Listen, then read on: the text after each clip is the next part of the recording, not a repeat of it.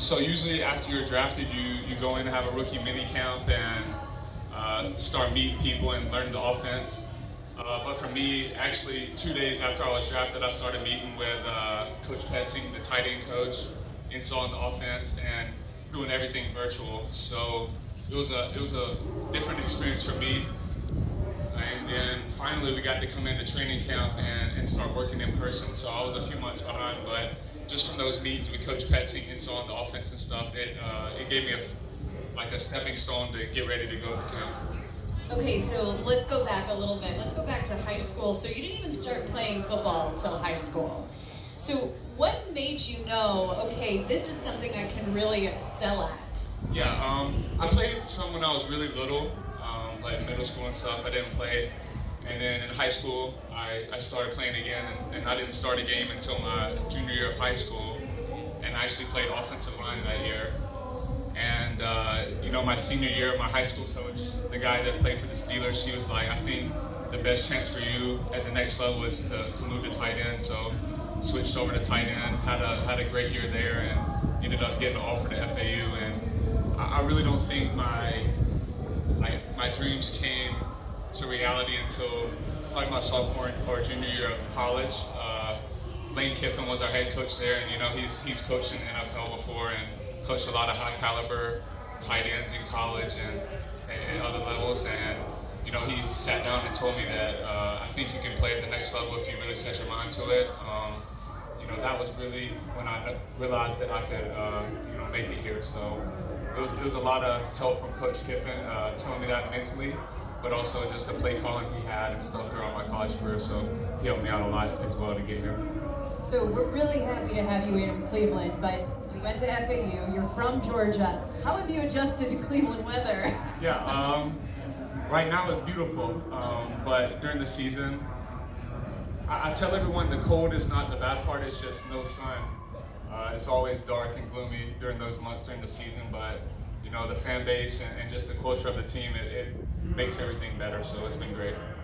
So when you were in college, you actually were awarded the John Mackey Award, the top tight end in the nation as a senior. What do you think got you there? Do you still look back and like, wow, that's pretty amazing?